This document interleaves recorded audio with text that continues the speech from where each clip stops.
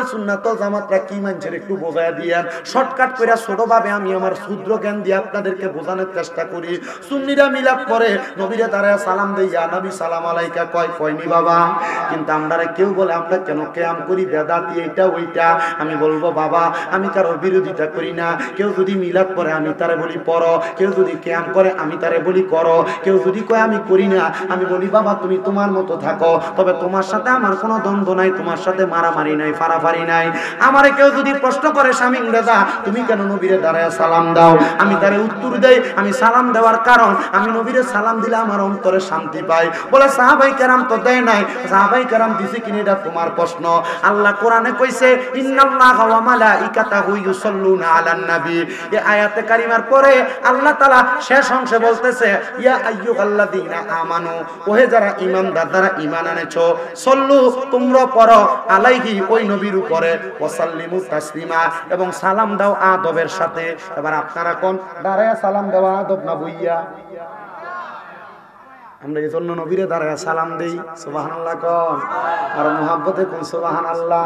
ও মুসলমান, এটা হলো আহলে সুন্নাত ওয়াল জামাতের আকীদা, আহলে সুন্নাত ওয়াল জামাতের বিশ্বাস। আহলে সুন্নাত ওয়াল জামাত আমরা যারা দাবি করি আমাদের অন্তরের একটা ভালোবাসা মুহাব্বতের বহিঃপ্রকাশ।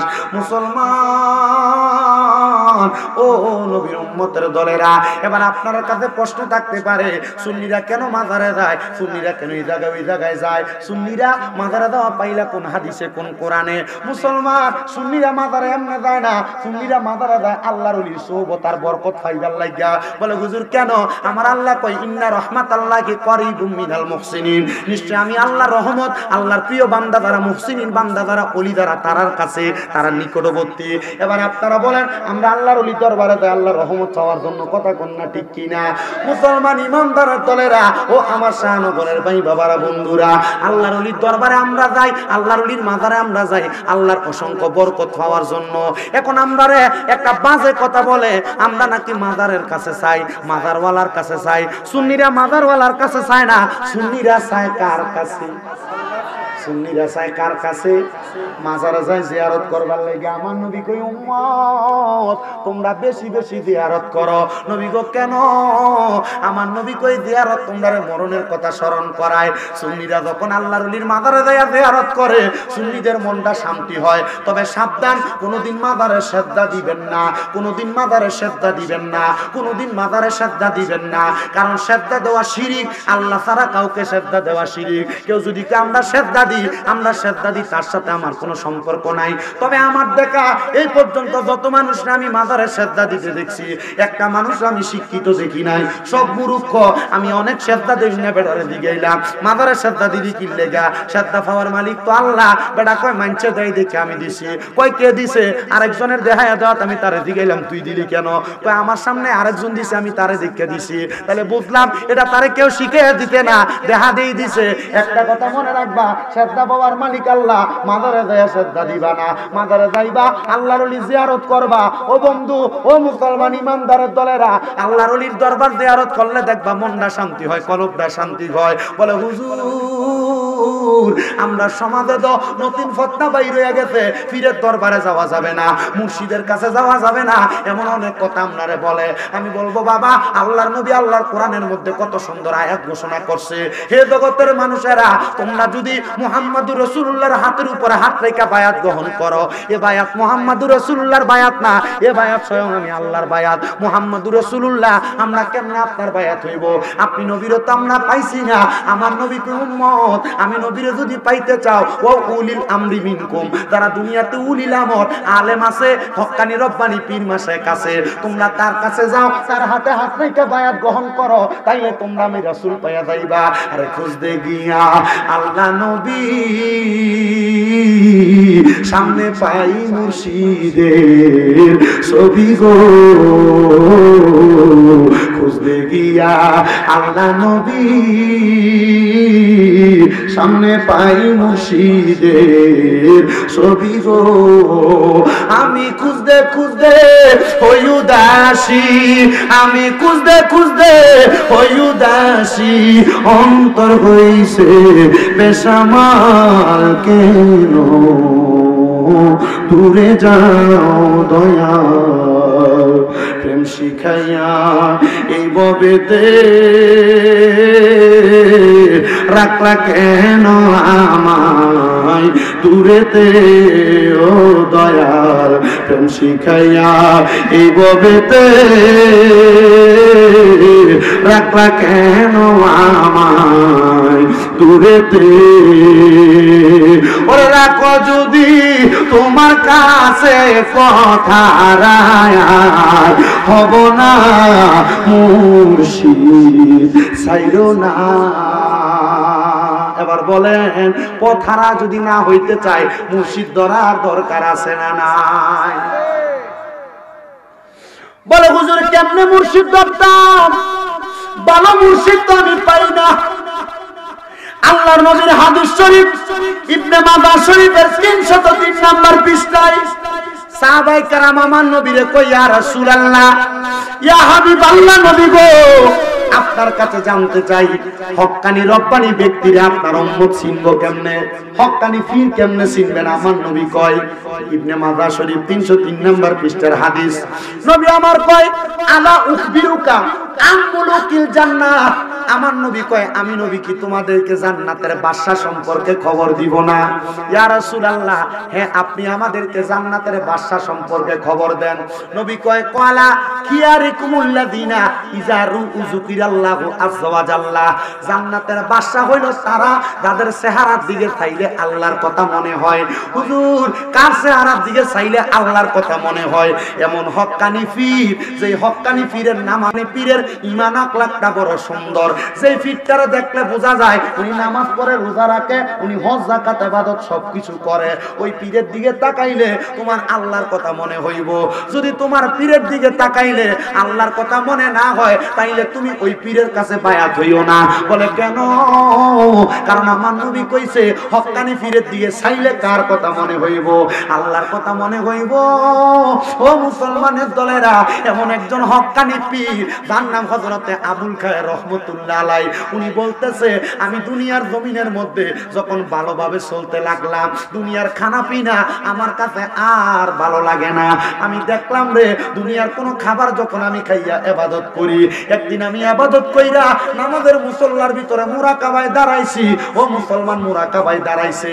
মুরাকাবা কেমনে করে ও মুসলমান তোমরা হয়তো অনেকে জানো না, জানাইয়া দিব আজকে। মুরাকাবাটা একটু কইরা দেখবা নিজের কলবের কি অবস্থা, নিজের জীবনের কি অবস্থা। হযরতে আবুল খায়ের রহমতুল্লাহ আলাইহি বলে জগতের মানুষ আমি একদিন এশারের নামাজ পড়িরা মুরাকাবার মধ্যে গেছি। মুরাকাবায় যাওয়ার পরে আমি দেখলাম রে আমার অনেক দিন পর্যন্ত নামাজ রোজা কোনো কিছু কবুল হয় না।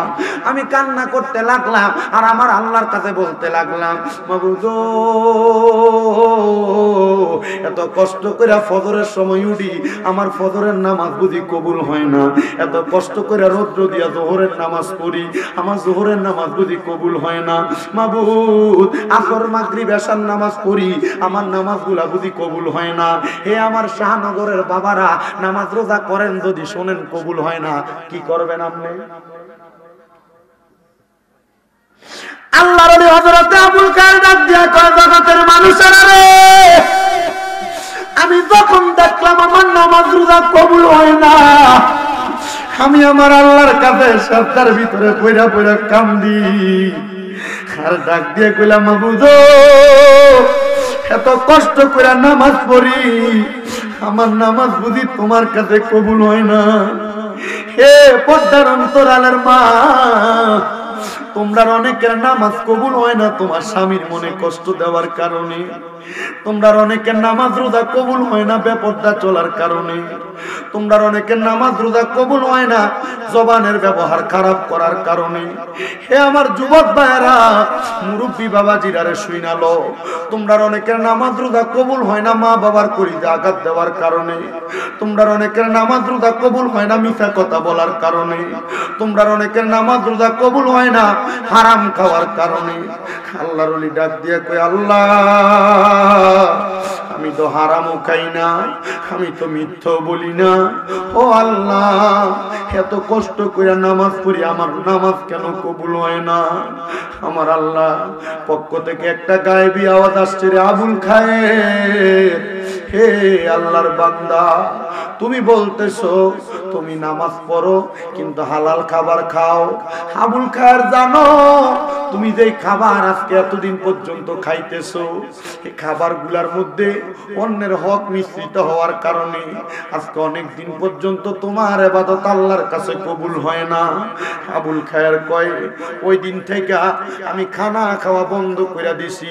কত মানুষ আমার জন্য খানা নিয়ে আসে কিন্তু আমি তার খানাগুলা খাই না। ও মুসলমান, এখানে সেখানে যত রকমের খানা দেখলে খাইয়া ফেলা যাবে না। বলে হুজুর কেন? কারণ এই খানার কারণে তোমার ইবাদত কবুল হবে না। ইবাদত কবুল হওয়ার মূল শর্ত হলো হালাল খানা খাওয়া। এই জন সেই জন তোমার চা খাওয়ায় তার চা খাও, এই জন সেই জন খানা খাওয়াও তার খানা খাও। আমরা হুজুররা সবচাইতে বিপদে, মানুষ দাওয়াত দিয়ে এই ঘর ওই ঘরে খাওয়াই, হারামখোর দাওয়াত দেয়, সুদখোর ঘুষখোর দাওয়াত দেয়, পরের হক মাইরা খাওয়াই না দাওয়াত দেয়। আমরা মাঝে মাঝে চিন্তা করি আমরার পিছনে যে মানুষ নামাজ পড়ে মানুষের নামাজটি জানি হয়নি। আরে মানুষের নামাজ পড়ার কথা, তার নামাজ তো হইয়া যাইব, কিন্তু আমার নামাজটা জানি হয়নি। আমি কত মানুষকে বলি, ওয়াজ মাহফিলে বলি আমরারে হারাম টাকা দিয়া খানা খাওয়াইও না। মুসলমান ইমানদার আবুল খায়েরকে আমি খানা বন্ধ করে দিলাম, কোনো মানুষের খানা খাই না। এবার আমি দেখতাছি আকাশ থেকে রিমঝিম রিমঝিম করে বৃষ্টি পড়তেছে। আমার কাছে আমার বলতে কিছু নাই, আমার কাছে আমার একটা সম্পদ ছিল, আমার নামাজের মুসল্লা। আমি আমার নামাজের মুসল্লাটা বৃষ্টির পানির মধ্যে ধুইলাম, ধোয়ার পরে বৃষ্টির পানিতে ভিজাইয়া বৃষ্টির পানি নামাজের মুসল্লার ভিতরে আটকাইলাম। যখন আমার ক্ষুধা লাগে বৃষ্টির পানি চাইপা চাইপা আমি আবুল খায়ের খাই, কিন্তু 5 দিন পরে আমার বৃষ্টির পানি আমার নামাজের মুসল্লা থেকে শুকিয়ে গেছে, আর বৃষ্টি হয় না। আমি বড় হতাশাগ্রস্ত, আমি নামাজ পড়ি আল্লাহর কাছে কান্দি, ও আল্লাহ এখন তো আর পরের হক খাই না, আমার নামাজ কি তুমি কবুল করো? হঠাৎ করে আমি ঘুমের ঘরে দেখলাম আমার ঘরের মধ্যে নুরানি চেহারাওয়ালা একটা ব্যক্তি হাজির হয়ে গেছে। জিগাইলাম কে আপনি? উনি ডাক দিয়া কয় আমার নাম হলো বেলায়েতের সম্রাট হযরত আলী রাদিয়াল্লাহু তাআলা আনহু। কেমনে গো আপনি আমার ঘরে আসলেন? উনি কয় আমি একা আসি না, আমার পেছনে তাকায় দেখো কে। বলে কে? বলে উনি হইল মুহাম্মদুর রাসূলুল্লাহ সাল্লাল্লাহু আলাইহি ওয়াসাল্লাম। ওই নবী কেন আমার ঘরে আসছে? বলে ওই নবী কেন আসছে পরে জানবা। ওনার ডাইনে তাকাও, বলে ওনার ডাইনে দেখা যায় আবু বকর সিদ্দিককে। ওনার বামে তাকাও, বলে ওনার বামে হযরত ওমর রাদিয়াল্লাহু তাআলা ঘুরে দেখা যায়। ওনার পেছনে তাকাও, ওনার পেছনে হযরত ওসমান জিন নুরাইন রাদিয়াল্লাহু তাআলা ঘুরে দেখা যায়। এবার ওই পাগলা ডাক দিয়া কয় আমি যখন ঘরের মধ্যে কান্না করতে করতে ঘুমায় গেলাম, আমি দেখলাম আমার ঘরে আইসা হযরত মওলা আলী আমারে ডাকতাছে। আমি ঘুম থেকে জায়গা গেলাম আর জিজ্ঞাসা করলাম কেন গো আমারে ডাকেন? বলে রহমতের নবী তোমার ঘরে আসছে, ওঠো ওঠো ওঠো, রহমতের নবীর ডাকে সাড়া দাও। এবার রহমতের নবীর ডাকে সাড়া দিয়া হযরত আবুল খায়ের আল্লাহর বান্দা ডাক দিয়া কই ইয়া রাসূলুল্লাহ, ইয়া হাবিবাল্লাহ, নবী গো, ও মায়ার নবী, আজকে অনেক দিন পর্যন্ত আমি নিজে খানা খাই না, কি দিয়ে আপনারা মেহমানদারি করব? কান্না করতে করতে ঘুমিয়ে গেছি, মেঘের পানি খাইয়া আমি আমার সময় কাটাইছি, বৃষ্টির পানি খাইয়া। ও নবী গো, আপনারে মেহমানদারি করার মতো আমার কাছে কিছু নাই, স্বপ্ন দেখতাছে পাগলা। পাগলা কই ইয়া রাসূলুল্লাহ কি দিয়া মেহমানদারি করব? আমার নবী কয় পাগল, ইবাদত কবুল করানোর জন্য পরের হক খাও নাই, মানুষের ঘরে খাও নাই, বৃষ্টির পানি খাইয়া সময় কাটাইছ, ক্ষুধার্ত থাকতে থাকতে ক্ষুধার জ্বালায় নামাজের মুসল্লায় ঘুমায়া গেছ। আমার নবীজি আস্তিন মুবারক তাইকা আবুল খায়ের একটা রুটি বাহির করে দিছে, নে আবুল খায়ের এই রুটিটা খাও, তোমার পেটের ক্ষুধা নিবারণ করো। হযরত আবুল খায়ের কয় ঘুমের ঘরে স্বপনে রহমতের নবীর হাত থেকে পাওয়া রুটিটা আমি অর্ধেক খাইলাম। খাওয়ার পর দেখলাম আমার নবী আমার ঘর থেকে চলে গেছে, আর হঠাৎ করে আমার ঘুমটা ভাঙ্গা গেছে। ঘুমটা ভাঙ্গার পরে আমি হঠাৎ করে জাগ্রত হইয়া বুঝতে পারলাম এটা আমার স্বপ্নে ছিল, কিন্তু আমি আমার ডান হাতে তাকিয়ে দেখি অর্ধেক রুটি আমার হাতে রইয়া গেছে। তার মানে নূরের নবীর স্বপ্ন দেইকা নবী যেই রুটিটা তার হাতের ভিতরে দিছে, এটা স্বপ্নে যদিও দেখা থাকে, রহমতের নবী নিজে তার হাতে রুটি দিছে। আপনি যদি হালাল ভাবে চলার জন্য নবীর মুহাব্বত নিয়ে অন্তরে দুনিয়াতে চলতে পারেন, আল্লাহর কসম ও দুনিয়ার মানুষ, মানুষ, আপনি টাকা পয়সার আশা করা লাগবে না, রহমতের নবীর দরবার থেকে আপনারা সহযোগিতা করা লাগবে। জবান খুলে জোরে জোরে বলুন সুবহানাল্লাহ। একজন প্রেমিক আসিল গো সোনার মদিনায়, একজন প্রেমিক আসিল, ওরে যার প্রেমেতে স্বয়ং আল্লাহ দুনিয়া বানায়, আইরে যার প্রেমেতে স্বয়ং আল্লাহ দুনিয়া বানায়, একজন প্রেমিক আসিল গো না, একজন প্রেমিক আসিল, আর ছিলেন আল্লাহ গোপনের গোপন, আর কুরসি করিলেন সৃজন, ওরে আল্লাহর নূর হইতে বানায় হাবিবের নূর খানা, হাইরে আল্লাহর নূর হইতে বানায় হাবিবের নূর খানা, একজন প্রেমিক আসি সোনার মদিনায়, একজন প্রেমিক আসিল গো। হযরত আবুল কার কয়, ও জগতের মানুষ শোনো রে, জগতের মানুষ, আমি বুঝতে পারলাম আল্লাহ তাআলার ইবাদতে আমি এত মনোযোগী হইছি, আমার আল্লাহ তাআলা আমার ইবাদত কবুল করছে, নবী হইল তার প্রমাণ। আমি আবার দুনিয়াতে মানুষের কাছে কত রকমের দাওয়াত দেই, মানুষ যেন দুনিয়াতে হালাল ভাবে চলে। আমি উদাহরণ দিতে লাগলাম। কি উদাহরণ দিলেন? উনি কয় আমার আল্লাহ যখন আদম নবীরে বানায় নাই, আদম নবী এখন মাটির সাথে মিশ্রিত। কিসের সাথে? আমার আল্লাহ যখন আদম নবীরে বানায় নাই, আদম নবী যখন মাটির সাথে মিশ্রিত। আমি এবার লক্ষ্য করে দেখলাম, এবার উনি বর্ণনা দিতেছে ওনার ভক্তদের কাছে হক ব্যক্তি বালা এবং খারাপ চিনার জন্য। আদম নবীরে আমার আল্লাহ বানানোর আগে আমার আল্লাহ তাআলা কিন্তু দুনিয়ার জমিনে আদম নবীরে পাঠানোর অনেক আগে ফেরেশতা নাজিল করছিল। কি ফেরেশতা নাজিল করছে? ওই ফেরেশতা নাজিল করার পরে আদম আলাইহিস সালাতু ওয়াস সালামের দেহটারে মাটির খামির দিয়া বানায়া রাখছে। আমার আল্লাহ তাআলা এই টাইমে ফেরেশতারে সামনে ডাকলো, ফেরেশতারে সামনে আসো, তাকায়া দেখো আমার সামনে আমি আল্লাহর একটা খলিফা আছে, আমি আল্লাহ তাআলা ওনার দুনিয়ার জমিনের মধ্যে প্রেরণ করব। আমার আল্লাহ তাআলা জগতের মধ্যে আদম নবীরে প্রেরণ করব। আদম নবীর কাছে যখন ফেরেশতারা আসছে, ওই ফেরেশতার মধ্যে একদল লানত-প্রাপ্ত ফেরেশতা ছিল, যারা হইল শয়তানে পরিণত হয়ে গেছে। কিসে? শয়তানে পরিণত হয়ে গেছে। ওই শয়তান আদম নবীরে দেইখা শয়তান মনে মনে চিন্তা করে, কিরে আমার আল্লাহ তাআলা আমি শয়তান আদমরে সেজদা না করার কারণে আমার শয়তান বানিয়ে দিছে, এই আদমরে আমার আল্লাহ আল্লাহর বন্ধু বানায়া ফাটাইবো। শয়তান রাগান্বিত হইয়া আদম নবীর গায়ের উপরে একটু থুতু নিক্ষেপ করছে। নাউযুবিল্লাহ। কোন শয়তান কি করছে? আদম নবীর মাটিওয়ালা যে দেহটা বানায়া রাখছে, দেহের উপরে থুতু নিক্ষেপ করছে। ওই থুতুটা বাতাসের সাথে লইরা আদম নবীর নাভি মুবারকের মধ্যে যায় পড়ছে। আমার আল্লাহ ডাক দিয়া কয়, জিবরাইল, এই শয়তান এমনি তো অভিশপ্ত, শয়তান তো দুনিয়ার জমিনে অভিশপ্ত। শয়তান দেখছো কি কাম করছে? হিংসা কইরা আমার বন্ধুর গায়ের উপরে শয়তান থুতু নিক্ষেপ করছে। আমার আল্লাহ তাআলা হযরতে জিবরাইলে বলে, রে জিবরাইল, আদম নবীর নাভি মুবারক তাইকা তুমি একটু মাটি নাও, মাটিটা নিয়া এই মাটিটা দিয়া তুমি কুকুর বানাও। কি বানাও?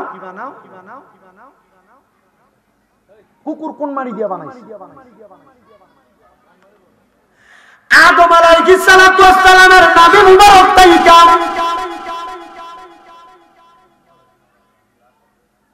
যখন মাটিটা নিয়া কুকুর বানাইছে, এবার আমার আল্লাহ কয়, এ আদম নবীর ভিতরে নূরে মুহাম্মদী দাও। আদম নবী জিন্দা হইছে, শয়তান পালায়া গেছে। আদম নবী আমার আল্লাহ তাআলার কুদরতি কদমের মধ্যে শ্রদ্ধা প্রদান করছে। বন্ধুরে,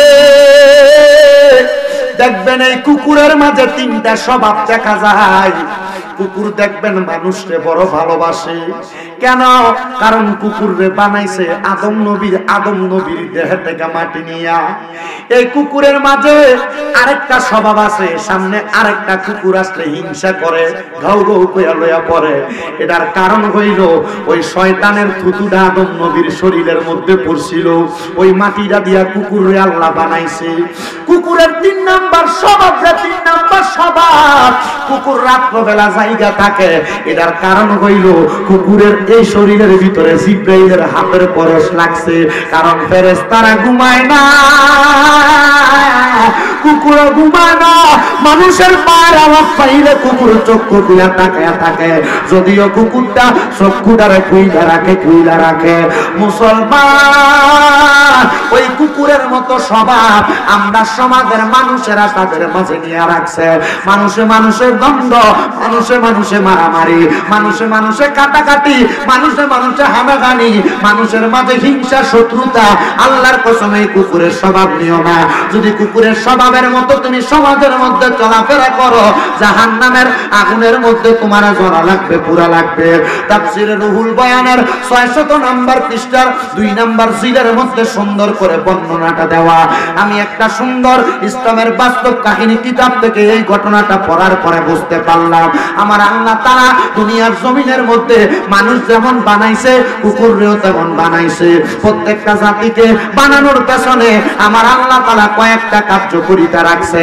এর মধ্যে একটা কার্যকারিতা, আল্লাহ তাআলা মানবকে বানায়া আমার আল্লাহ কয়, বান্দা ওমা খালাকতুল জিন্না ওয়াল ইনসা ইল্লা লিয়াবুদুন। এ বান্দা, মানব জাতি আর জিন জাতিকে আমি আল্লাহ তাআলা এমনি বানাই নাই। মানুষ জাতি, জিন জাতি, তোমরা আমার আল্লাহ তাআলার বেশি বেশি ইবাদত করো, কিন্তু আমরা মুসলমান ইবাদত করতে ভালো লাগে না। হে আমার এই আজকের এই বাজিতপুরের, দিলালপুরের, শাহনগরের যুব সমাজের ভাইরা, যুব সংগঠনের ভাইরা, এলাকার দাড়ি পাকা মুরব্বীরা, ইবাদত করতে কেন ভালো লাগে না? তোমার কি একটু মরণের ভয় হয় না? ওই কবরের আযাবের মধ্যে তোমার এমন শাস্তি দেওয়া হইব, আত্রাইন যখন তোমার রূহ কবজ করব, একটা জীবিত বকরিকে চামড়াটা টাইনা ছিললে তার যত কষ্ট হয়, আত্রাইন যখন একটা মানুষের শরীর থেকে রূহটা টাইনা নিয়ে যাইব, এত কষ্ট তোমার হইব। আল্লাহর দোহাই লাগে, আল্লাহ তাআলার একটু বেশি বেশি করে ইবাদত করো, দেখবা আমার আল্লাহ তাআলা তুমি বান্দাটারে দুনিয়া এবং আখিরাতের মধ্যে কামিয়াব বানাইবো। কিন্তু বান্দা, আল্লাহর ইবাদত করতে তোমার ভালো লাগে না। নামাজের মধ্যে দাঁড়াইলে তোমার নামাজের মধ্যে অস্বস্তি লাগে, নামাজের মধ্যে দাঁড়াইলে নামাজের মধ্যে তোমার মনোযোগ আসে না। পর্দার অন্তরালের অনেক মা বোনেরা, অনেক যুবকেরা মাঝে মাঝে ফোন করে, হুজুর গো, নামাজের মধ্যে যখন দাঁড়াই, আমি নামাজের মধ্যে দাঁড়াইলে আমার হঠাৎ করে দুনিয়ার কর্মকাণ্ডের কথা আমার মাথায় চলে আসে। এ যুবক, মরার কথা কি তোমার স্মরণ হয় না? একটা কথা মনে রাখো, রোম দেশের একজন যুবক দুনিয়ার জমিনে চলাফেরা করা অবস্থায় সে ব্যক্তির একটা কাজ ছিল, রোম এলাকার মধ্যে ঘুইরা নেশা করতে, নেশা করতে করতে ওই যুবকটা একদিন মাতাল অবস্থায় রোমের একটা মসজিদের দরজার মধ্যে লম্বা হয়ে শুয়ে রয়েছে। যুবকের কাম কি ছিল? কথা কন না, নেশা খাওয়া। আমরা এলাকাত নাই বাবা, ইয়াবা, ফেন্সিডেল, গাঞ্জা খা। আমার কাছে মাঝে মাঝে বিচার দেয়, বাবা খায় বেশি, বাবা হোক। আমার কাছে একদিন মাঝে মাঝে মানছি বিচার দেয়, হুজুর ফুটে বলে বাবা খা। আমারও যদি কোনোদিন খাইল না, আমি কেছি আসা হে বাবা না, এই কথা কয় না। মুসলমান ইমানদার, নেশা যারা করো শুইনা লও, আল্লাহর নবী কয় নেশা করার সময় তার ঈমান থাকে না, তার ঈমান তার কাছ থেকে চইলা যায়। হে আমার এই বাজিতপুরের যুবক, হে আমার বাজিতপুরের মুরব্বী বাবারা, যারা নেশা করো, পারলে দাও তোমার হাত আমার সামনে দাও, পাও আমার সামনে দাও, আমি তোমার পায়ে দইরা বলি, নেশার দিকে তুমি তোমার কদম বাড়াইও না। এই নেশাখোরদের জন্য শাস্তি হইল আমার আল্লাহ তাআলা তাদেরকে লাঞ্ছনাদায়ক আযাবুন শাদীদ যন্ত্রণাদায়ক শাস্তি দিবে। ওই যুবকটা রোমের বড় মসজিদের সামনে দাঁড়াইয়া যখন সেই ব্যক্তি নেশা কইরা মসজিদের সামনে লম্বা লম্বি হয়ে দাঁড়ায় আছে। রোমের বড় মসজিদের ইমাম কয়, ফজরের নামাজ আমি পড়তে আসলাম, আসার পর দেখলাম এই ছেলেটা নেশা কইরা মসজিদের দরজার মধ্যে শুয়ে রইল। তারা জিজ্ঞাইলাম, এর যুবক নেশা কেন করলা?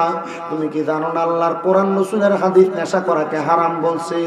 এই আমার শাহনগরের যুবকেরা যারা ইয়াবা সেবন করে, যারা মদ সেবন করে, যারা গাঁজা সেবন করে, এই তাদেরকে আমি বলে দিয়ে যাই, এই নেশার কারণে আল্লাহ তাআলার কঠিন শাস্তি তুমি সহ্য করতে পারবা না।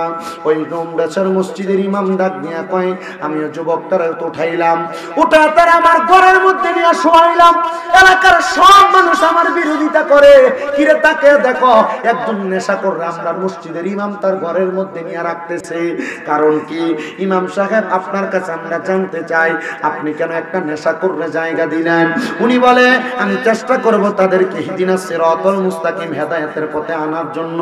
এবার উনি ডাক দিয়ে কয়, এ যুবক ভাই তুমি কেন নেশা করো? নেশা করার কারণ বলো। যখন তার হুঁশ ফিরল সে ডাক দিয়ে কয়, হুজুর আমার জন্মের আগে আমার আব্বা জান মারা গেছে, জন্মের পরে আমার আম্মা জান মারা গেছে, আমার চাচা এবং আমার জেঠা, আমার ফুফু, আমার আত্মীয় স্বজন অনেকে আছে, কিন্তু তারা আমারে ঠিক তেমন ভাবে মানুষ করে নাই যেমন ভাবে মানুষ হইলে আমি নেশা করব না। তারা আমার দায়িত্ব ছেড়ে দিয়েছে হুজুর, তারা আমাকে অবহেলা করতে লাগলো। আমি অবহেলা পাইতে পাইতে আমার ঘর ত্যাগ করলাম, আমার বাড়ি ত্যাগ করলাম। এবার রাস্তা নিয়ে যখন হাঁটি, আমার বন্ধু বান্ধবের সঙ্গে চলাফেরা করি, তারা আমার মদের বাটিখানায় নিয়ে আমার মদ পান করায়। দেখবেন এই এলাকার মধ্যে যারা যারা সিগারেট খায়, তারা একবার জিগাইলাম তুমি কেন সিগারেট খাও? দেখবেন আপনার উত্তর একদিন আমার এক বন্ধু কইছিল, একটা টান দেশ না কি হইব, এই একটা টান দেশ না কি হইব কইয়াতে ধরাইছে, আবার প্রত্যেক দিন ওই খায়। আমরা মনে ওয়াজ বসতাছেন না, এলাকায় যারা যারা সিগারেট খায়, জিজ্ঞেন তুই সিগারেট খানা কার কাছে শিখছ? এক কবিতা আমার এক বন্ধু একবার কইছিল, একটা টান দে কি হইব, এই একটা টান কি হইব তাকে প্রত্যেক দিন। কথা কয় না কা? হ্যাঁ ঠিক মিলছে কথাটা না? আরে মন ভাঙ্গায় আর মসজিদ ভাঙ্গা, ভাঙ্গায় আল্লাহর কাবা ঘর, ভাঙ্গায় আল্লাহর কাবা ঘর, মন মন্দিরে খোদার বাড়ি, ওরে মন মন্দিরে খোদার বাড়ি, কষ্ট দিস না তার ভিতর। মন ভাঙ্গায় আর মসজিদ ভাঙ্গা, ভাঙ্গায় আল্লাহর কাবা ঘর, ভাঙ্গায় আল্লাহর কাবা ঘর, মন মন্দিরে খোদায় আছে, কষ্ট দিস না তার ভিতর। ওরে আসল কাবা না চিনিয়া,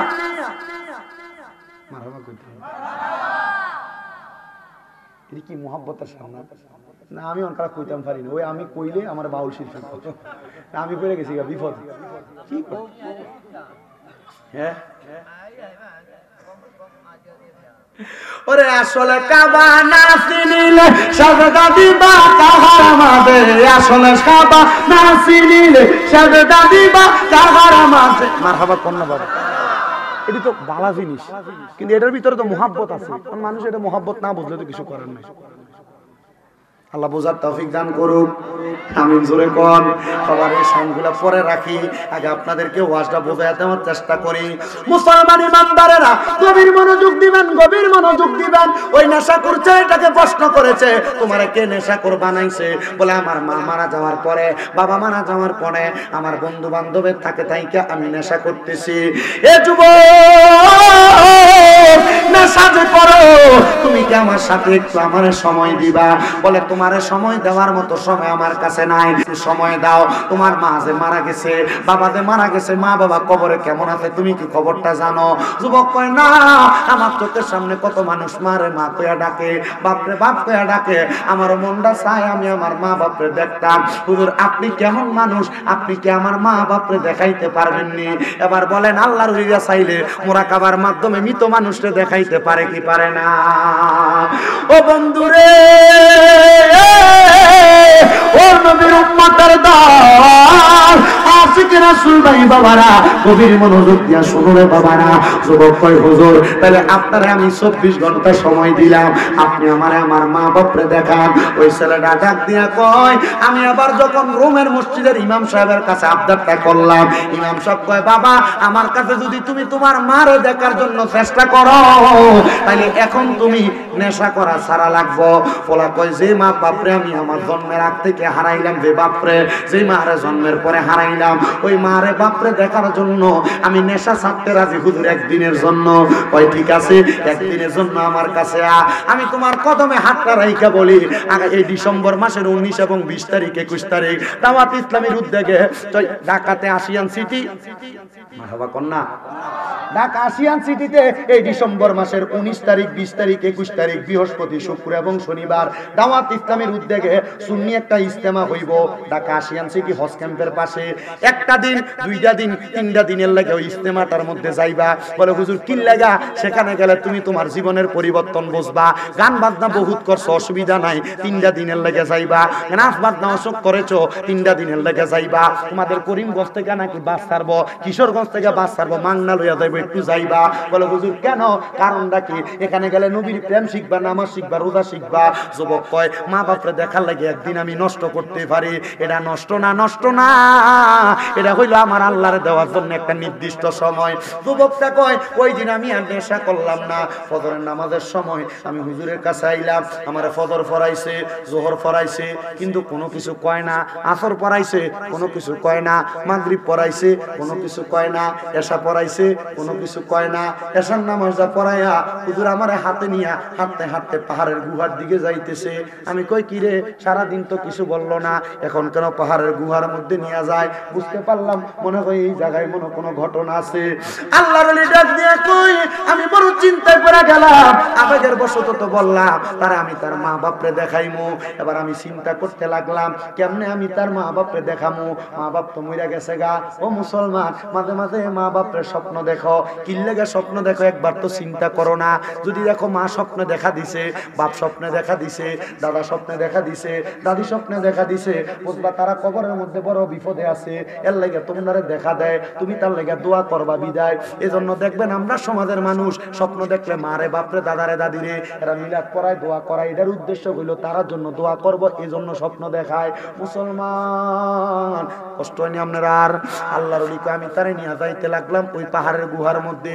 গুহার মধ্যে যাইয়া আমি নামাজের নিয়ত করলাম 2 রাকাত। কয় রাকাত? 2 রাকাত নামাজের নিয়ত করলাম। 2 রাকাত নামাজের নিয়ত কইরা আল্লাহু আকবার কইয়া দাঁড়াইলাম। আল্লাহু আকবার কইয়া দাঁড়ানোর সাথে সাথে আমি নামাজের মধ্যে কেরাত করতে লাগলাম। সূরা ফাতিহা পড়লাম। সূরা ফাতিহার সাথে বড় একটা সূরা পড়লাম। ওই যুবক আমার সাথে নামাজ পড়ে আমি সূরা ফাতিহা পড়া প্রথম রাকাত শেষ করলাম, দ্বিতীয় রাকাত পড়লাম, সূরা ফাতিহা পড়লাম, ফাতিহার পরে 3 বার সূরা ইখলাস পড়লাম। আমি আবার দ্বিতীয় রাকাত পড়লাম, শেষ করলাম। সালামটা ফিরাইয়া আমি সিজদা দিলাম। আমি সিজদা থেকে মাথা উঠাই না। ওই যুবকটা বলতেছে আমি দেখলাম উনি আর সেজদা থেকে মাথা উঠায় না। কিরে কেন মাথা উঠায় না? না উঠানোর কারণটা কি? বলে মাথা না উঠানোর কারণ হইল উনি এখন আর মাথা উঠায় না। আল্লাহর ওলি গো কেন আপনি মাথা উঠান না? আল্লাহর ওলিকে আমি চিন্তা করতে লাগলাম, তার লগে যে ওয়াদা করলাম তার মা বাপরে দেখাইমু, এখন তো আমি আর তার মা বাপরে দেখাইতে পারতেছি না। হঠাৎ করে সেজদার মধ্যে যাওয়ার পর আমার মাথায় একটা বুদ্ধি আইয়া পড়ছে।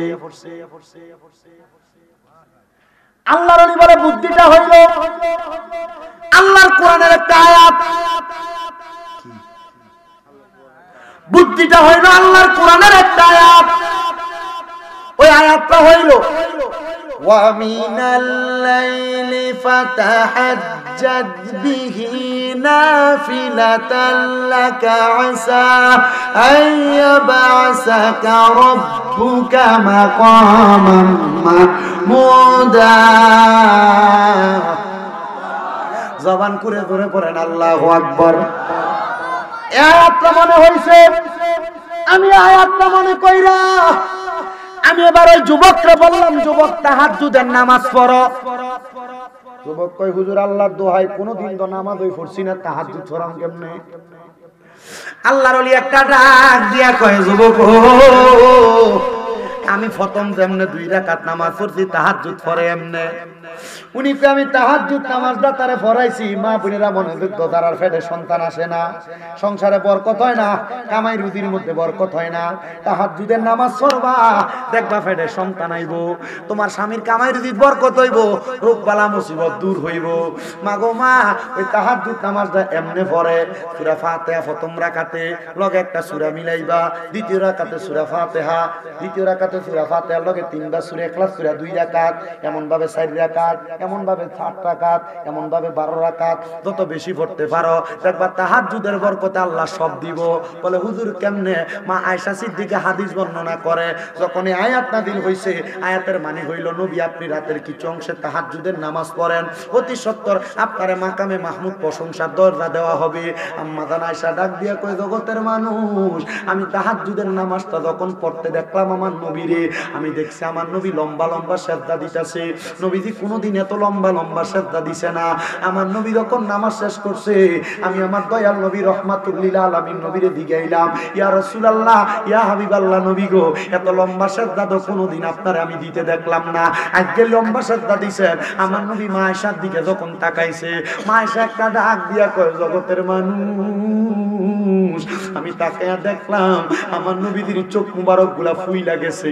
কারণটা হইল আমার নবীজি কান্না করতে সেজদার ভিতরে যাইয়া। মা আয়েশা ডাক দিয়া কয়, নবী গো, ও দয়াল নবী গো, আমার আল্লাহ না আপনারা জান্নাতের মালিক বানাইতে, নবী গো আপনি কেন নামাজের সেজদার ভিতরে যাইয়া কান্দেন? আমার নবী কই, আয়েশা, ও আয়েশা, আমার আল্লাহ কইছে আমি নবী যদি তাহাজ্জুদের নামাজ পড়ি আমারে মাকামে মাহমুদ দিব। আমি আল্লাহর কাছে কাঁদতাছি, আল্লাহ আমার উম্মত তো আমি নবীরে ভালোবাসে, আমার উম্মত যদি তাহাজ্জুদের নামাজ পড়ে আপনি আমার উম্মতরে কি দিবেন? আম্মা জান আয়েশা কয়, নবী গো, আমার আল্লাহ আপনারে কি বলছে? নবী কয়, আয়েশা, আমার আল্লাহ খবর দিছে আমার উম্মত যদি তাহাজ্জুদের নামাজ পড়ে আমার আল্লাহর কাছে যা চাইবো আমার আল্লাহ তা দিব। আমার দাড়ি পাকা মুরব্বী বাবা, জীবনে গুনাহ তো অনেক করছো, তোমার রাত্র 2টা-3টার দিকে ঘুমটা ভাঙ্গা যায় আর তোমার চোখ লাগে না, সময়টা ব্যয় কইরো না, ওযুটা কইরা ঘরের ভিতরে তাহাজ্জুদ নামাজ পড়ো। হে মা বোনেরা, তোমার ঘরের ভিতরে বরকত নাই, আল্লাহর দোহাই লাগে তাহাজ্জুদ নামাজ পড়ো। তোমার গর্ভে সন্তান হয় না, কত ডাক্তার কবিরাজ দেখাইছো, আল্লাহর দোহাই তাহাজ্জুদ নামাজ পড়ো। হে যুবক ভাইয়েরা, বিদেশ যাওয়ার কত চেষ্টা করো, যাইতে পারো না, মেডিকেলে আসে না, তাহাজ্জুদ নামাজ পড়ো। হে ব্যবসায়ীরা, ব্যবসার মধ্যে লস খাইতাছো, তাহাজ্জুদের নামাজ পড়ো। এ চাকরিওয়ালারা, চাকরি করে টাকাতে বরকত পায় না, তাহাজ্জুদের নামাজ পড়ো। দেখবারে আমার আল্লাহর গোপন ভান্ডারের কত ধন সম্পদ আমার আল্লাহ তাআলা অবাক ভাবে তোমারে দিয়া দিয়েছে, কিন্তু এখানে তো অনেক মানুষ আছে 5 ওয়াক্ত নামাজ ওই পড়ে না, তাহাজ্জুদের নামাজ কেমনে পড়বো? দেরে আব্বা, তোর পাও আমার সামনে দে, আমি আমার দিব্যা লাগে তোর পাও আমি পরিষ্কার করে দিমু। দেরে মা, তোর পাও আমার সামনে দে, আমি আমার দিব্যা লাগে তোর পাও পরিষ্কার করে দিমু। তবুও 5 ওয়াক্ত নামাজ তারিফ না, আল্লাহর কাছ থেকে যদি অসংখ্য বরকত কামনা করো, তাহাজ্জুদের নামাজ পড়ো, দেখবা আমার আল্লাহ তাআলা অসংখ্য রহমত আর অসংখ্য বরকত দিব। ওই ছেলে ডাক দিয়া কয়, আমি তাহাজ্জুদের নামাজ পড়া সেজদার ভিতরে যায়া যায়া কান্তাছি, আমি সেজদার ভিতরে যায়া দেখি আমি সেজদা অবস্থায় আমার ঘরটার ভিতরে কোন জায়গা থেকে জানি একটা নূরের আলো জ্বলজ্বলাইতাছে। আমি মাথাটা উঠাইয়া দেখি আমার সামনে একটা পুরুষ আর একটা মহিলা দাঁড়াইয়া রইছে। আমি জিজ্ঞাসা করলাম, কেডা গো আপনারা? আমারে ডাক দিয়া কই, পুত্রে আমি বাপরে চিনোস না? আমার মারে জিগাইলাম, কেডা গো আপনি? আমার মা কই, পুত্রে আমারে বুঝি তুই চিনোস না? আমি তোর মা, জন্ম দেওয়ার 4-5 মাস পরে আমি ইন্তেকাল করছি, মইরা গেছি। আমি মারে দেখবার লাগে তুই এত পাগল যে নেশা না করলে তোর ঘুম আসতো না। আজকে আমি মারে দেখবার লাগে তুই নেশা তাইরা দিয়া পাহাড়ের গুহার ভিতরে আইয়া তাহাজ্জুদ নামাজ পড়া পড়া কান্দস। বাপ ডাক দিয়া কই পুত্রে, আমি আব্বারে চিনো না? আমি আব্বারে দেখবার লাগে তাহাজ্জুদের মুসল্লার ভিতরে কান্দস। এ ফুত, আমি কইলাম তোর মা বাবা কি গো মা, কি গো আব্বা, আপনারা কি কবরে ভালো আছেননি? আমি জানি দুনিয়াতে সন্তান অন্যায় করলে আল্লাহ তাআলা মা বাপের কবরের ভিতরে আযাব দেয়। মা, আমি তো নেশা করছি, আমি তো মদ খাইছি, আমার কবরের ভিতরে, আপনার কবরের ভিতরে আল্লাহ আযাব দিছিনি। মা বাপ ডাক দিয়া কই পুত্রে, আমার আল্লাহ তাআলা আজকে ফজর পর্যন্ত আমরার কবরের ভিতরে আযাব দিছিল। তুই ফুট যখন আমরা মা বাপরে দেখবার লাগা নিয়ত করছো, আমার আল্লাহ তাআলা আমরার কবরের আযাবটা মাফ করে দিয়েছে। আমার আল্লাহ শুধু কবরের আযাব মাফ করছে না, আমরা মা বাপরে জান্নাতের ভিতরে ঢুকিয়ে দিয়েছে। পুত্রে, স্বপ্নের ভিতরে বইলা দিয়া যায় আর কোনোদিন নেশা তোর মুখে নিস না। তুই যখন নেশা করস রে, আমরা মা বাপরে আল্লাহ তাআলা জাহান্নামের আগুনে জ্বালায়। এ সন্তানের দল, তোমার মা বাবা তোমার লাখ লাখ টাকার বাড়ি গাড়ি দিয়া গেছে, এই বাড়িতে তুমি যে গান বাজনা করো, দুনিয়ার মাটি কাঁপাও, আল্লাহ তাআলা ওই কবরে তোমার মা বাবার কবরে আযাব দেয়। ওই ছেলেকে আমার মা, আমার আব্বা কবরে, আমি পুতের জন্য দলে, আমি সন্তান সহ্য করতে পারি নাই। এ সন্তানের দল, হে কিশোরগঞ্জের, বাজিতপুরের, দিলালপুরের, শাহনগরের বাবারা, আজকের মাহফিলে বুঝি তোমরা মারে মাটি দিয়াইছো, তোমরার বাপরে কবরে শোয়া দিয়া আইছো। মা বাপ কবরে কেমন আছে জানো না? সন্তান রে, তাহাজ্জুদ নামাজ পইরা পইরা আল্লাহর কাছে কান্দা দেখো, মা বাপরে কবরে কেমন আছে দেখবা। হে সন্তান, বাবা বিদেশে গেলে ইমু কলের মাধ্যমে ভিডিওতে আব্বারে দেখা যায়, কিন্তু বাপরে যে কবরে শোয়া দিয়া আসো, ওই বাবার খবর তো একবার তুমি লইলা না। ওরে ভালোবাসি তোমায় বাবা, বুকটা যে যাইছি রে, তোমার কথা হৃদয় মাঝে পড়ছে বারে বারে। বাবা তুমি কেমন আছো ছোট মাটির ঘরে, তোমার কথা হৃদয় মাঝে পড়ছে বারে বারে। বাবা গো, ও বাবা, বাবা গো বাবা, ভালোবাসি তোমায় বাবা, বুকটা যে যাইছি রে, তোমার কথা হৃদয় মাঝে পড়ছে বারে বারে। ওরে দরজাটা খুলতে খে যাই ধোকা, বাবা বুঝি বলছে এলে নাকি খোকা, বুকের ভিতরটা লড়ে চড়ে ওঠে, সবাই আছে শুধু বাবা নেই, শুধু বাবা নেই। এই শাহনগরের যুবক, এই শাহনগরের মুরব্বী বাবা, এই শাহনগরের পর্দার অন্তরালের মা বোনেরা, তোমরা বুঝি বাবা কবরে চোখের সামনে বয়স্ক কত মুরব্বীরা ঘুরে, মনে কইরা দেখো আব্বার কাছ থেকে 2 টাকা পাখিওয়ালা নোটটা নিয়ে তুমি ফুটে স্কুলে যাইতা, কিন্তু তোমার সামনে কত ময় মুরব্বীরা ঘুরে, কিন্তু তোমার আব্বা কবরে আব্বারে 100 টাকা হাত খরচের লাগা দিতে পারো না। তোমার মা তোমারে বড় কষ্ট করে মানুষ করছে, আজকে তোমার ওই মা দুঃখিনী অন্ধকার কবরে 3.5 হাত মাটির ঘরে বাঁশপুরার নিচে পুকুরের পারে শোয়া দিয়ে আসছো মা ডারে। ওই মার খবর তো একবার লইলা না, মা জননী কবরে কেমন আছে? ওই মা ঘরে 3 টুকরা মাছ রানলে, আব্বা দুপুরে মাছের টুকরাটা খাইতো, তুমি তোমারটা খাইতা, মা মায়ের মাছের টুকরা রাইখা দিত, আমার ভূতে রাত্রবেলা মজা করে ভাতটা খাইবো। ওই মা খাইতো না, গোলটা দিয়া ভাতটা খাইতো। আজকে অনেক সন্তান ওই মারে জুদা কইরা দিছে, অনেক সন্তান মারে বাদ দেয় না, অনেক সন্তান ওই মা বাপরে আলাদা কইরা দিছে। মা বাপ সকালে এক ঘরে ভাত খায়, দুপুরে আরেক ঘরে ভাত খায়, রাত্রবেলা আরেক ঘরে ভাত খায়। কোন ফুট যদি ওই মা বাপরে জুদা কইরা দিয়া থাকো, পারলে দে তোর পাও আমার সামনে দে, আমি শামীম রাজা জিব্বা দিয়া তোর পাও পরিষ্কার কইরা দেই। বলে হুজুর কেন? কারণ ওই মা বাপরে আলাদা কইরা দিয়া তুই আমার মাহফিল শুনবি, তোর শ্রোতার মতো শ্রোতার আমার দরকার নাই। যদি এই পুরা কিশোরগঞ্জের বড় আলেম দিয়া তুমি ওয়াজ করাও আর মা বাপের কলিজা আঘাত দাও, মা বাপরে বাদ না দাও, আল্লাহর কসম এমন ওয়াজ দিয়া তোমার কোনো লাভ হবে না। ওয়াদা করো যদি ওই মা বাপরে কষ্ট দিয়া থাকো, ওই মা বাপরে ধমক দিয়া থাকো, ওই মা বাপরে আলাদা করে দিয়া থাকো, আজকে এখান থেকে বাড়িতে দেয়া মা বাবার পাউডির ভিতরে ধরবা, ধরে বলবা মা আল্লাহর রাস্তা আমারে মাফ করে দেন, আব্বা ধমক দিছি আর ধমক দিতাম না, আমারে মাফ করে দেন। কারণ কি জানো?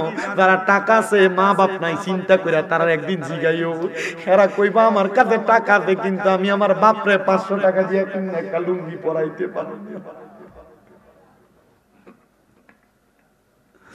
মাসিরা লুঙ্গিটা পরছে রে, মাসিরা কাপড়টা পরছে, ওই মা কাপড় রাস্তা থেকে 5 টাকা কইলা তুমি পুতরে দিছে, আজকে তোমার কাছে লাখ লাখ টাকা, ওই মা রে 500 টাকা দিয়ে কিনে একটা কাপড় পরাইতে পারো না, ওই মা কবরে শুয়ে রইছে। এই সন্তান টাকা পয়সা দিয়া কি করবা যদি তুমি ওই রত্নগুলা বাইতা থাকতে যত্ন না করো? আল্লাহর দোহাই লাগে, ওই মা বাপ বাচ্চা থাকলে বাড়িতে যাইয়া মা বাবার পাউডির ধইরা কইবা মা ও বাপ আমার মাফ কইরা দেন। ওই মা বাপ মাফ না করলে আল্লাহ তোমারে মাফ করতো না। আল্লাহর নবী কয় সাকাতুর রব্বি ফি সাকাতিল ওয়ালিদাইন, আম্মা আব্বার অসন্তুষ্টিতে আমি আল্লাহ রাগান্বিত হইয়া যাই। আল্লাহ রাগান্বিত হইলে ময়দানে মাশরে ধরা খাইয়া যাইবা। ওই আম্মা আব্বা যতক্ষণ না বলতে মাফ কইরা দিছি ততক্ষণ পর্যন্ত তুমি তোমার মা বাপের পাও ছাইরো না। আজকের এই বাজিতপুরের দিলালপুরের শাহনগরের মাহফিল কবুল হইব কি হইব না এটার গ্যারান্টি কেউ দিতে পারবে না। আমি শামীম দাদা একটা গ্যারান্টি দিয়া যাই, আগামী কালকে যখন দেখবা এলাকার মুরব্বীরা দোকানে বইসা কয় হ্যাঁ শামীম দাদার ওয়াজ শুই না, আমার ফুতে বাড়ির যে আমার পায়ে ধরে মাপ চাইছে, তখন মনে করবা মাহফিল সফল হয়ে গেছে। অনেকে চিন্তা করে আমি তো আমার মা বাপের লগে কোনো অন্যায় করছি না, আমিও কি মাপ চাইতাম? আমি বলবো সন্তান রে, আম্মা আব্বার পায়ে ধরলে সন্তানের দাম কমে না, ইজ্জত কমে না। মা বাপের পায়ের কাছে শুরু হইবা, সমস্ত জগতের কাছে আল্লাহ তোমারে বড় বানাইবো। আমার তো তত এলেম নাই, মাত্র কুমিল্লা আলিয়ায় কামেল প্রথম বর্ষে পড়ি, কুমিল্লা ভার্সিটিতে বাংলায় ফাইনাল ইয়ারে পড়তেছে অনার্সে। আমার এলেম দিয়া কথা কই না, আমি ক্লাস 6-7 থাকতে মা বাপের পায়ে রাত্রবেলা সুমা দিতে ওয়াজে শুই না। আমার আল্লাহ এত সম্মান দিতে, আপনারা দোয়ায় কুমিল্লা আমার 6টা মাদ্রাসা চলে। ও বন্ধু, এটা আমার এলেম দিয়া না, আমার মা বাবার কদমে সুমা দেওয়ার কারণে। ওই মা বাবার কাছে মাপ চাইবা, যদি কোনোদিন মনে কষ্ট দিয়া থাকো আজকে মাপটা চাইয়া লাইবা। অনেকে চিন্তা করে হুজুর যারার বাড়িতে বাপ আছে তারা বাড়ির যে বাপের পায়ে ধরবো, আমার তো বাপ নাই, আমি কার পায়ে ধরে মাপ চামু? হুজুর যারার আব্বা আম্মা আছে তারা বাড়ির যে মার পায়ে ধরে মাপ চাইবো, আমার তো মা নাই, আমি কার পায়ে ধরে মাপ চাইবো? এ সন্তান একটু পরে মুনাজাত হবে, আল্লাহর দরবারে দোয়া করা হবে। রব্বির হামহুমা কামা রব্বায়ানি সগীরা বইলা চোখের মনি কোঠার মধ্যে একটা মাছির মাথা পরিমাণ পানি চাইরা কোন সন্তান যদি কান্দে, ওই পানি মাটিতে পড়ার আগে আমার আল্লাহ ওই সন্তানের মা বাবার জীবনের গুনাহ মাফ করে দেয়। মুনাজাত হবে, কানবা, আল্লাহ তোমার মা বাবার কবরের আযাব মাফ করে দিবে। ওরে সারে 3 হাত গর্তে ফেলে কেমন করে আইলা চলে, তোমার বাড়ি আইতে দেরি হইলে যে মা হইতো না। ওই কবর দেশে মায়ের পাশে একটু রইলি না। মাটি দিয়া যাইছো, বাপ মা কবরে কেমন আছে একবারও তো জানলা না। কেমন আছেন বাবা মনি, কেমন আছেন মা জননী, একবারও তো খবর লইলি না। ওই মা বাবারে কষ্ট দিয়া দুনিয়াতে দিন কাটাইয়া শান্তি তুমি কখনো পাইবা না। রে কবর দেশের খবর লইলি না। এই শাহনগরের যুবক ভাইরা, দুনিয়াতে নামাজ পড়বা, রোজা রাখবা, হজ যাকাত দান সদকা, পীরের কাছে যাইবা, মুর্শিদের কাছে যাইবা, সব করবা। আগে নিজের ঘর মা বাপটারে ঠিক রাখবা। আল্লাহ যেন ওই মা বাবার মোহাব্বত আম্মা আব্বার জন্য খাস করে দোয়া করার তৌফিক আমরারে দেয়। আর আল্লাহ যেন রহমতের নবীর উসিলায় আমরার আম্মা আব্বার কবরটারে জান্নাতের বাগান বানাই। আসবেন নবী এই দরাতে রহমত বরকত নিয়ে। আসেন সবাই সালাম দেই ওই নবীর তাজিমে।